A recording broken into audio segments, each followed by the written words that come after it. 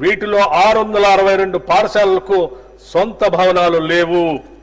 అనేక గురుకులాలు అరకొర సౌకర్యాలున్న భవనాల్లో వందలాది మంది విద్యార్థులతో సరైన టాయిలెట్ సదుపాయం కూడా లేకుండా నడుస్తున్నాయి. వర్గాల వారీగా ప్రత్యేక రెసిడెన్షియల్ స్కూల్స్ ఉన్నప్పటికీ వాటి మధ్య విద్యా ప్రమాణాల విషయంలో, మౌలిక వసతుల విషయంలో సారూప్యత లేదు. ప్రపంచవ్యాప్తంగా విద్యా వ్యవస్థలో పెను మార్పులు చోటు చేసుకున్నప్పటికీ మన ప్రభుత్వ పాఠశాలలో దశాబ్దాల కాలం వెనుకబడి ఉన్నాయి.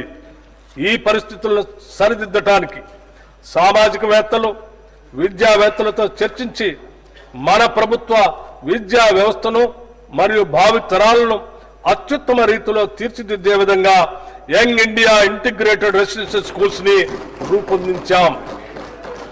కులం, మతం లేదా ఆర్థిక స్థితిగతులకు అతీతంగా విద్య మాత్రమే కాకుండా విద్యార్థుల యొక్క మానసిక, శారీరక అభివృద్ధికి అంటే హోలిస్టిక్ డెవలప్మెంట్ కి దోహదపడే విధంగా ఈ స్కూల్స్ ని ఏర్పాటు చేస్తున్నాం.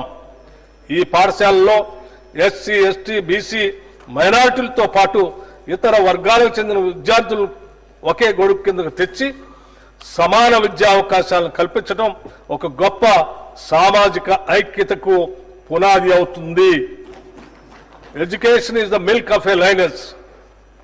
Education is the milk of a lioness. The one who drinks it can't stay without roaring. Doctor BR Ambedkar garu చెప్పిన మాటలు. విద్య అనేది సింహపు పాల వంటిది. వాటిని తాగిన వారు గర్జించకుండా ఉండలేరు. Doctor BR Ambedkar